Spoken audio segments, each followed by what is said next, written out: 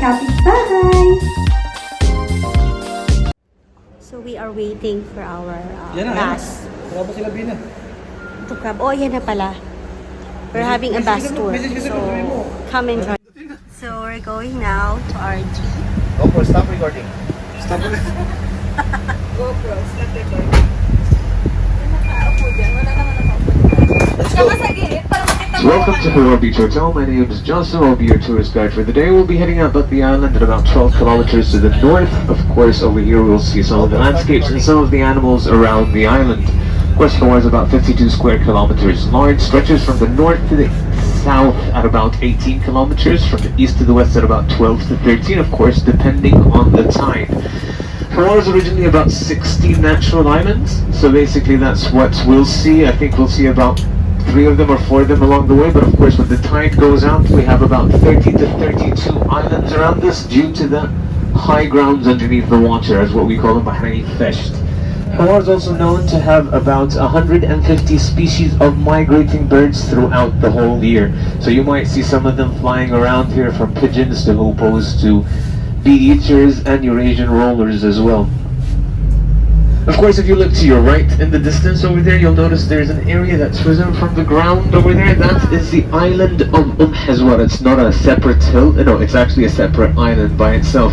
On that island we have 2 species of birds that actually go to the island. One of them, which is a migrating raptor or bird of prey, which is called a sooty falcon. Of course, the sooty falcon usually migrates from Madagascar to Hawar during the summer season, starting by July up to the end of September. So basically they come over here, lay their eggs on the ledges of that hill, wait for the eggs to hatch, chicks grow up, and then they head back to Madagascar whenever they learn how to fly back again. Of course, other type of bird that's located on that island, if you look to the further left of the island, you'll see something sticking out of it pointing upwards. That is an osprey's nest. An osprey, O-S-P-R-E-Y. Basically, an osprey is a species of hawks that actually lives around this island. We have over 16 to 17 nests around here, and of course that nest over there is the biggest nest, as that nest is about 2 meters high. Mamaya mag-stop tayo doon. No, that's the birds made it. Basically, it takes about 15 years for these birds to actually build a nest that big. But of course, it's not built by one pair, it's built by more than 2 or 3. Because what they do exactly is that they start building, lay their eggs. When the chicks learn how to fly, another pair comes in and does so on and on and on until it grows to that height. Usually they are either on high trees or they just build them in a high altitude, basically, so it keeps the predators on the ground away from them, like lizards and snakes around here, of course. Of course, these birds are about half a meter tall, wingspan is about 2 meters wide, and these birds of course only live on sea creatures. They do not eat anything on the land, no mammals, no nothing else, no lizards or anything. And of course these birds, whenever they are together for life, just like foxes basically. But like foxes as well, is when the female dies, the male lives by himself for the rest of his life, and when the male dies, the female always looks for another suitor, for another person or a male to actually lay eggs with around the island. Forever here. Forever. Every island to the north, south and east is a natural island, and every island to the west is an artificial island, just like the small ones that you saw in front of the hotel. Yet the biggest artificial island that you'll see is in the direction that I'm pointing over there. You'll see that big mound of sand. That is the king's jetty, the king of Bahrain's jetty, or the, I would say, port. So whenever he comes to visit the island on his yacht, he would park his yacht over there, take his private road back onto this main road and head all the way north to his palace. Unfortunately, at that side, I will tell you guys to stop taking pictures and everything. So I'll let you know at least a minute before we get over there so you guys can put your cameras in. Thank you. Of course, as you can see, that Hawar is a desert island. You can see that very clearly because of the desert plants around us and because of the dry soil and the very salty soil around us. Of course, you'll see a lot of rocks around here. Most of the natural rocks around here are formed naturally from sand, so that's what they call sandstone, of course, and they break down even faster as well.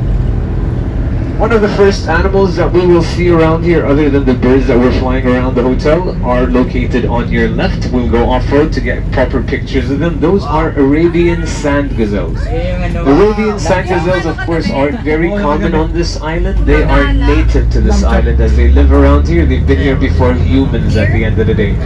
These gazelles are very unique and special as they can live 6 to 7 months without a drop of water. And if they need water, they can get it from the grass and the shrubs around the island.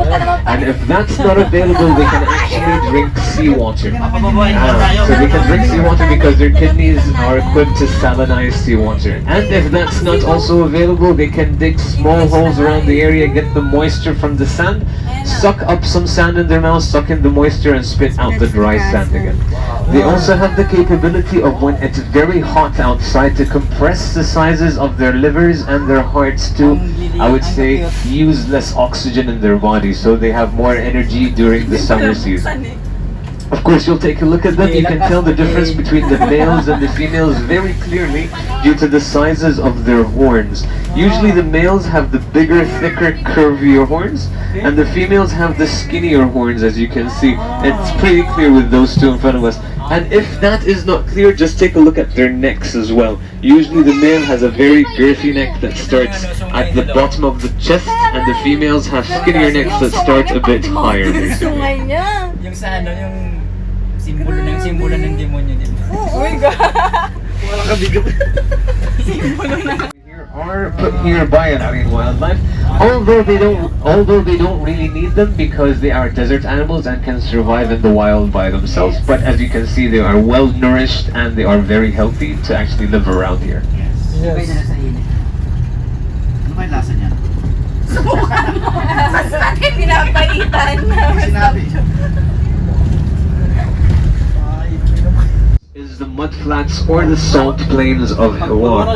Underneath this area, basically, there is a water pocket. What happens when the tide comes in, the water level rises and touches the surface, so it becomes very muddy and very wet. Kind of has the characteristics of quicksand as well, so it's kind of dangerous for people to walk on it or cars to drive in it as well. Of course, this area was registered under the organization of Ramsar in 1997 as a wetland of high importance. But take a look onto the area, you'll see that it gets darker the further you go in, and then there's a very light part in the middle. That area over there is a mixture of natural sea salts mixed with limestone that actually turns into something that is like natural gypsum. So basically this material was used in the 1800s to build one of the palaces in Bahrain in the 1800s. That is the palace of Sheikh Isa in Muharrak. Of course, they moved it back and forth using dhows, so you can imagine how long it took them to get that done. But of course, other than the palace that was built in Bahrain by this material, of course, there was a tribe on this island that lived here between the 1700s up to the 1940s. And that was the tribe of Al-Dosari. Al-Dosari, of course, is a big family in Bahrain and especially in Saudi Arabia, as they used to migrate over here whenever the weather was colder, like I said, between the 1700s up to the 1940s. And when they came over here, they used to use this island as refuge to actually protect themselves from the cold weather and the rough seas. And when they came here, they used to build temporary villages around the island. One which is located in the south, one in the northeast, and one in the north that we will see before we actually get done with this tour, which also has a mosque that's over 150 years old, renovated in the past 7 or 8 years, I would say.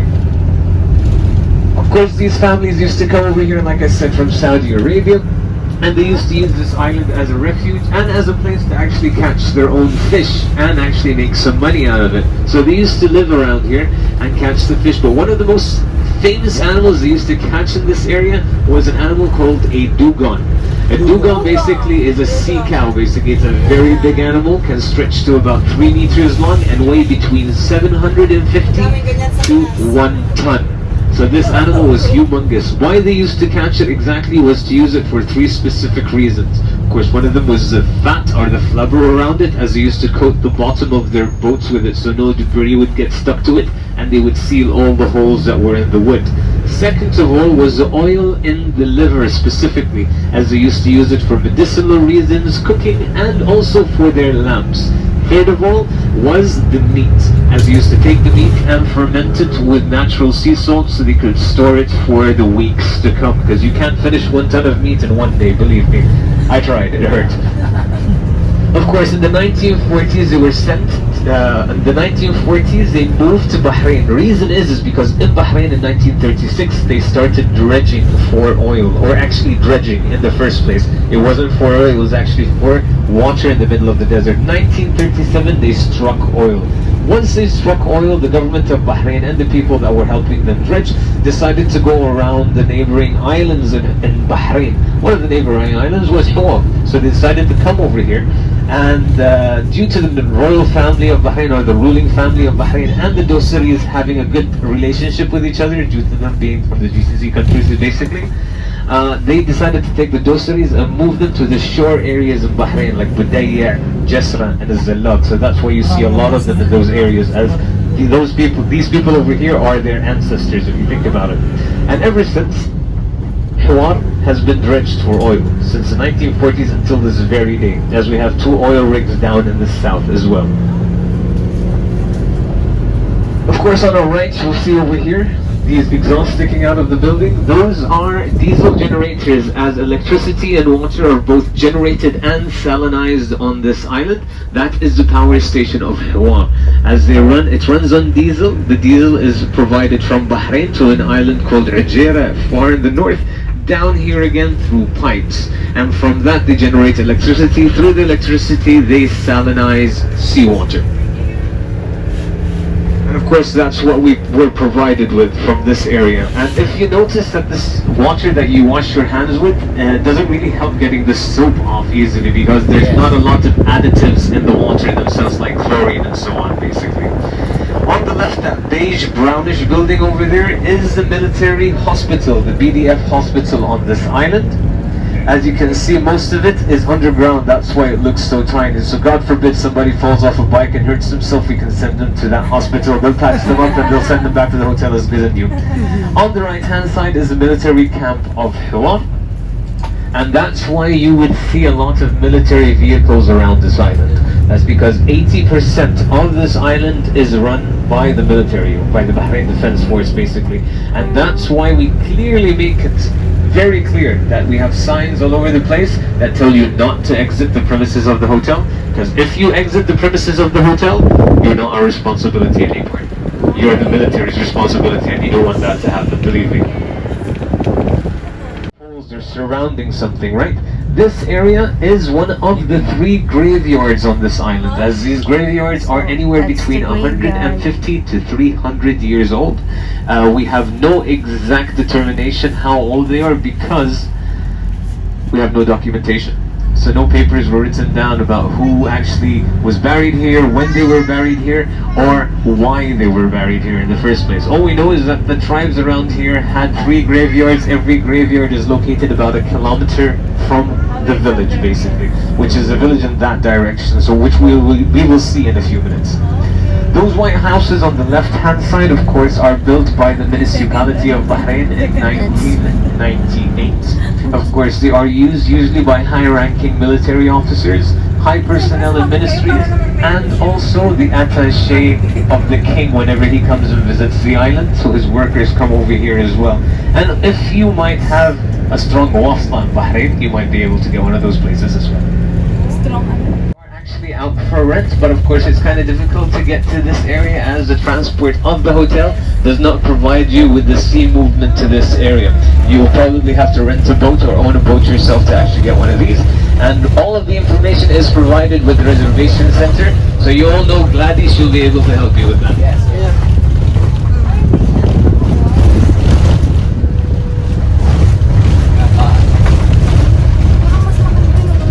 Of course, you'll see some gazelles inside here as well, because that's what I said, because they are all over the island. They don't have one spot where they hide in, they actually stay all over the place. So last night there, Oh yeah, I go out for runs every night in the hotel, and they actually accompany me in my runs basically. You see me chasing them or them chasing me basically.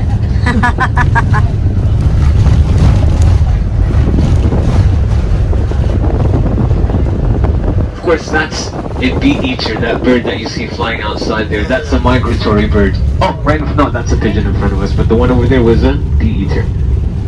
They're actually located around the hotel. They glide more than they fly. Ayan, Maya. Of course, this area that you see around us, these mounds of stones and sand, are basically remains of the Doseri village that I was telling you about earlier. And this mosque, of course, on our left is a renovated mosque that I told you about that's over 150 years old, renovated in the past 7 years. So we're going to get out of the bus, take a look inside of the mosque, and then you'll have another like 5 to 10 minutes around here.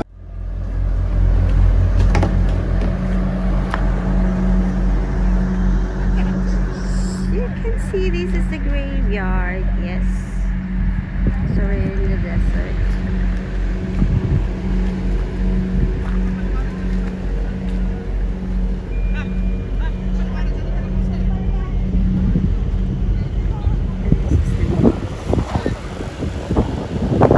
Let's come in.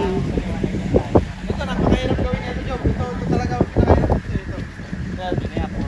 Ano yan? Ito is for about 300 years.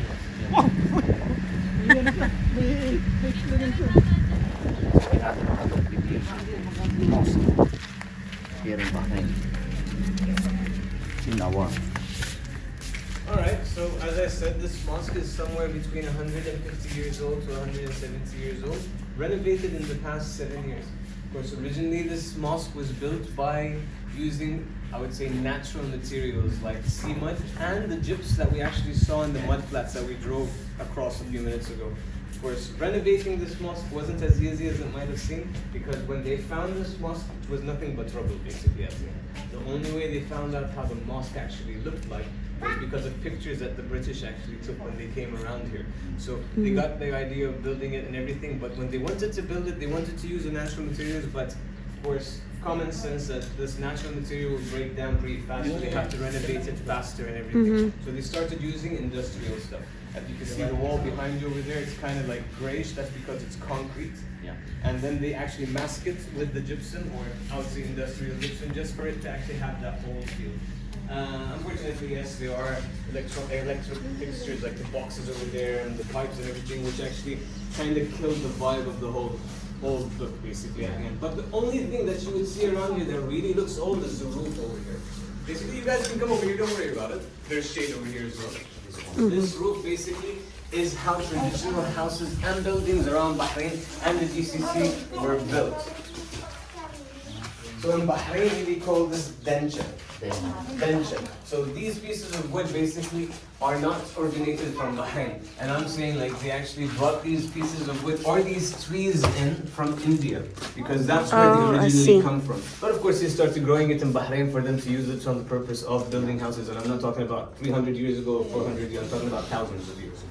Because Bahrain, as you know, was called Dilmun back in the days, and we were a big like trading point. So a lot of people used to come from everywhere around the world, starting from China, going up to Morocco, as they call it the Silk Trail. A lot of people used to go through Kuwait and Iraq, and also a lot of people used to come through the sea through Bahrain. And when they used to come through the sea in Bahrain, they used to trade everything around here. Unlike on the land, the sea was kind of more difficult. So when you get to an island, it's kind of better to trade so you don't get into trouble with the pirates, I would say. Because a lot of people used to think Bahrainis were pirates, but we're not. I might look like one, but believe me, I'm not. But no, this is why you'll see that Bahrain is a very easy country for a lot of people to live in, especially the majority of Bahrainis around here, because we welcome people in, and that's been the case for the past 6,000 years. As we used to have a wall around us, people used to think that this wall was protection for us. No, it was protection for the people that used to come into Bahrain. And so on, basically, at the end of the day. This is why you find the spices, food, music, language, architecture comes from all over the world. So it's very easy for everybody to be around here. Anyways, so this is what this basically mosque looks like. Of course, if you people have been to a mosque before, you'd know that that is called a menorah, right? A menorah. What is a menorah? This is a place where they call prayer. So when you go upstairs, there we are. There, let me show you. So this place is basically shaped like this, like a dome. It's because it's on a high area and it's easier to call out for prayer. But once you come inside here, it starts echoing. So you see that the sound becomes a bit harder and everything. So if you go here, the around you can actually hear you. And it's not a big village, it's a small village. So the higher it is, the more it would sound. The lower it is more equal around here. That's why the dome is up there specifically. Usually you'll see every place of worship has either a dome or Like somewhat this. of a pyramid on top or a cliff. Okay, that is because of the sound initially. But in spiritual talking, basically, they always say cones, domes, anything that gathers all the energy and stuff that goes into it. Yes, so much things like this, you know. Yeah, like I said, synagogues, churches, mosques, temples, everything has a dome. Yeah, exactly. Anyways, you guys can go around, take some pictures and videos around here. We should be leaving here in the next, I would say, 10 minutes. So let's say 20 to 10. Punta ako dun sa beach. You guys can use beach and everything. Just don't wander off too far, right? Yep, sure. Alright, thanks. Come on. Foto na kalega. Come karo. May ibang ano. Foto na kalega. Wala mo to, may bago tayong ano.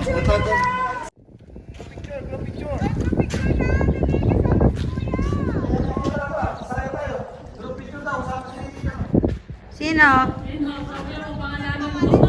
Sige, kaya mo yan. Sino? Hindi ko rin alam. Okay, let's go.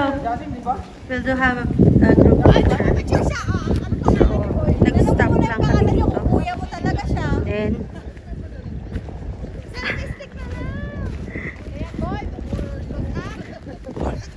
Araw. Paano mo lang yan?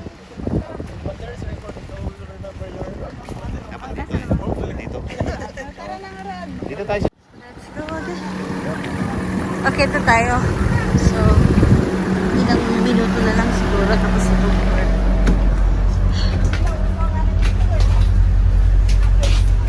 Alright. Para sa tabing dyan to, gusto mo. Okay lang. Okay lang. Now to the hotel. Pero bago kami umuwi, meron pa kami mga stop over. So, ang pagkakaalam ko ay papakita yung mga Time-lapse ko, time-lapse. yung animals living here in the desert. Those two things that look like small mushrooms over there, those are man-made osprey nests. You can see that they have the nest on top and it's a tree bark basically. Something like this on the ground but turned upside down.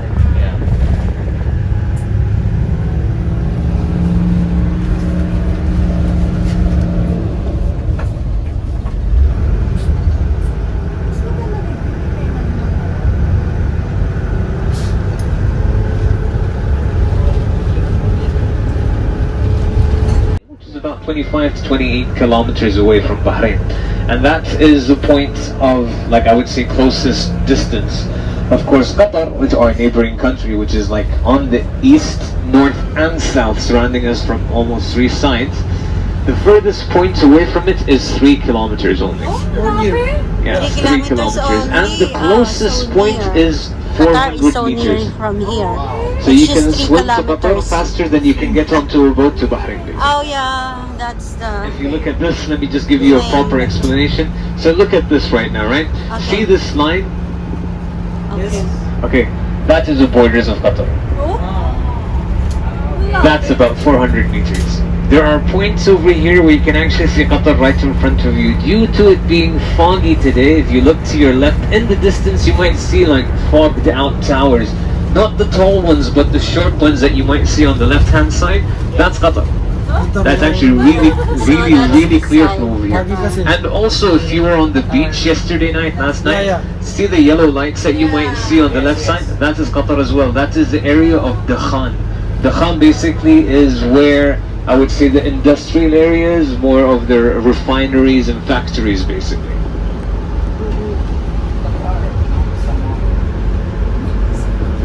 There is also a point of Hawar where you can actually walk to Qatar, and it's about a kilometer away. So way down in the south, unfortunately, we have no access to that area due to the military and oil rigs actually taking over there. But this area, see down here, where my thumb is at exactly, this area is called Hadd al-Deep, which means edge of the wolf. Why did they give it that name? Talking about the tribes that were here earlier between the 1700s and the 1940s, they used to have a village down in the south as well. And this village, they used to have, I would say, a storage area where they would keep their cattle and livestock, basically. Wolves would usually come in from the north of, from the east of Qatar, coming in, or the west of Qatar, coming into Hawar, south into here, and eating their livestock and their cattle around the place. So they had to put people on shifts to stop these wolves from coming in. So of course they gave them the name Hadd al-Dhib, which actually stuck to that area. On this area, it's about 1 kilometer away from Qatar, and you can walk it. When the tide goes out, it's less than a meter high, the water basically. So that's where the wolves used to come in from, as they used to walk all the way over here and not actually swim. Right now you don't have to worry about wolves. We don't have any wild animals on this island. So yeah, you're not going to be bitten by anything around here, except if it's for your wife or husband, basically. I think. Of course, on the south of the island, you'll find a lot of other animals around. Like I said, unfortunately, we can't go there physically, but I can give you an idea about it. As down in the south, there is an animal called a spiny tail lizard. And it's, in Arabic, they call it a dhab. So this animal specifically lives in desert areas. How did it get relocated to this area? I am not so sure, but it seems like it's native over here, as there are big numbers of them down in the south, and they are not messing up the ecosystem, so it shows that they actually lived here in the first place. What happens is that these animals, the males and females, are significantly different in sizes. The males are much smaller than the females. The males are about half a meter, 45 centimeters long basically. The females can grow up to about a meter and 1.10 centimeters, so they're huge. Of course, they don't drink water all their life. Not at all. The only time they get the moisture and the water is from eating the plants and the grass around here and the insects that they eat.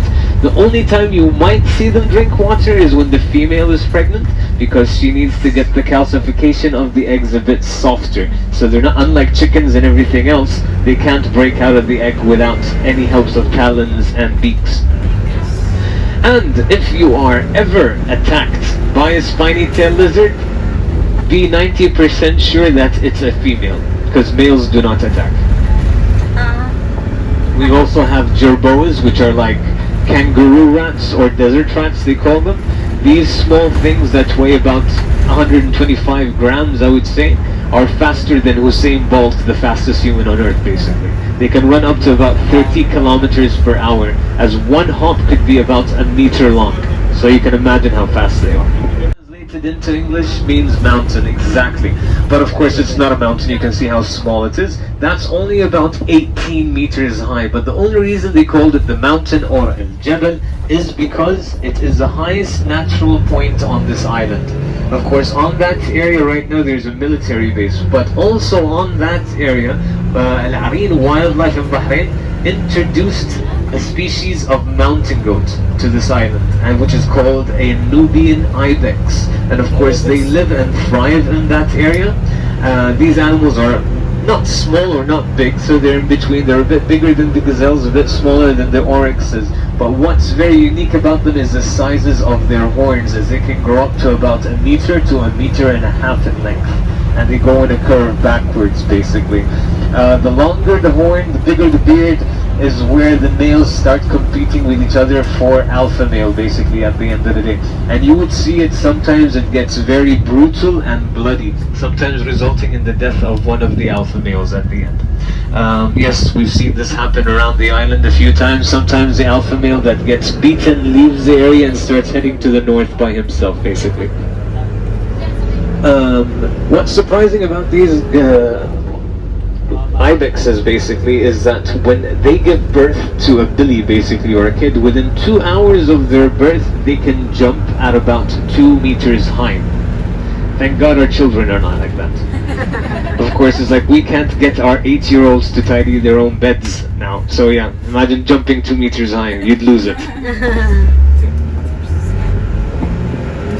Here as well, one of them which is a racer snake and the other one which is a rat snake. Both of them are not venomous, so you don't have to worry about them, and they are tiny. They're not like articulated pythons or anything else. They only grow up to about, I would say, 2 feet, maybe, so that's not even a meter long, and their girth is very small. They only feed on insects, small birds, small lizards, and everything around the island that they can find. And you would rarely see them in the premises of the hotel, because when they know that you're around, they will go into a hole or hide somewhere, basically, because they are scared of humans more than we are scared of them. Sana lahat ng snake. Snakes, ganun. On the north to go, like basically from here to there in a straight point, basically is about a good, I would say 7 kilometers. But no, sorry, here to here is about 9 kilometers. To the south it's about 7 kilometers basically. 7 to 9 kilometers, yeah. But of course if you go on the road, that's about 12 kilometers across, because it goes around and everything else basically.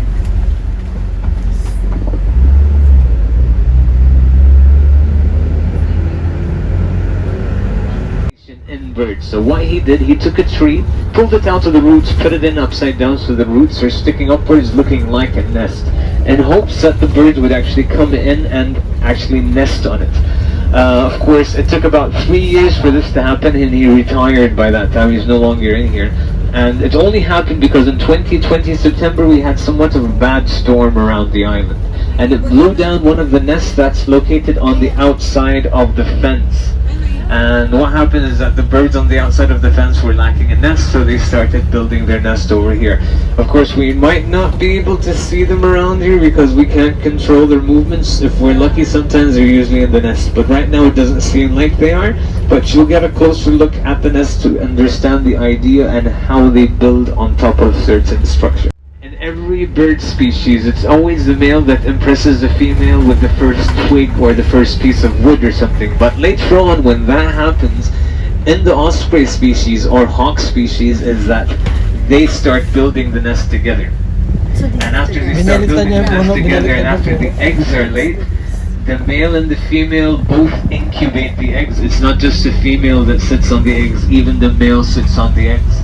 And when the chicks are born, it's just not the male that gets the fish, it's the female that gets the fish as well. So they're very cooperative and take responsibilities of everything around here. So you'll see basically the nest over there. On top you'll see how the wood starts getting put together and everything.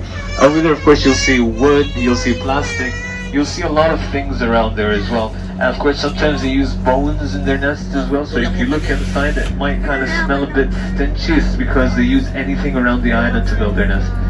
If you look to the left in the water, of course, you'll see something sticking out over there. That is our traditional fish trap. As we have trips that take you around over there, if you guys are interested to see how we catch fish around there, you'll have to go to the reception to book yourself a trip. And we'll be able to take you over there with one of our captains over there in the hotel. Leave. You can ask the reception for the information. They'll give you the quotations, the prices and everything for what you would like to be provided for yourself. Anyways, this would be the end of our tour right now. We're heading back to the gate of the hotel. I hope you guys had a good time, and I hope the information I passed by was informative, and that would make you come back again in the different seasons to actually get more of an idea of how Hawar changes every once in a while. Hope you guys have a great few hours, and see you around the hotel. Thank you. Thank you! So that's the end of our tour. You're just late.